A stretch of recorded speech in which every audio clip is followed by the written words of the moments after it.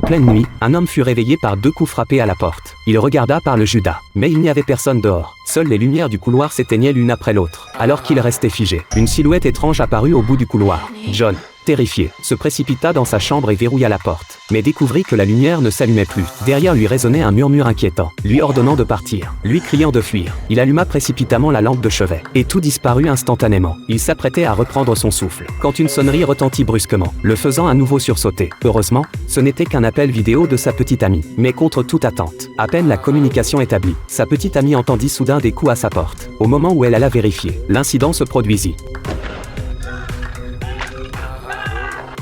Quand elle revint devant l'écran, John avait déjà été entraîné dans les ténèbres par cette présence inconnue.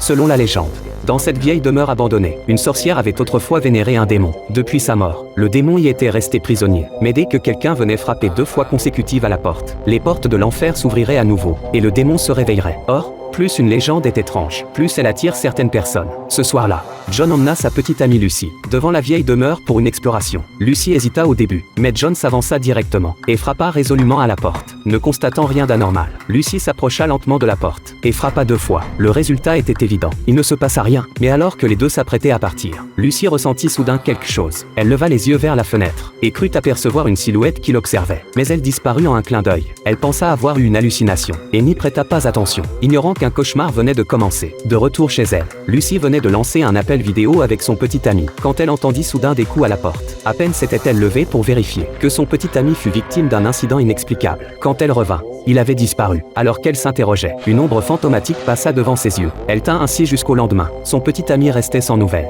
L'inquiétude de Lucy ne cessait de grandir, jusqu'à ce que la nuit retombe à nouveau. Elle reçut enfin un appel de son petit ami, mais n'entendit qu'une phrase pressante lui ordonnant de fuir, avant que la communication ne soit brutalement coupée. Lucy, perplexe, n'avait pas encore repris ses esprits, quand son téléphone reçut soudain une photo. C'était son dos. À l'instant présent, elle se retourna brusquement, mais il n'y avait personne derrière elle. À ce moment précis, 2 coups retentirent à nouveau à la porte.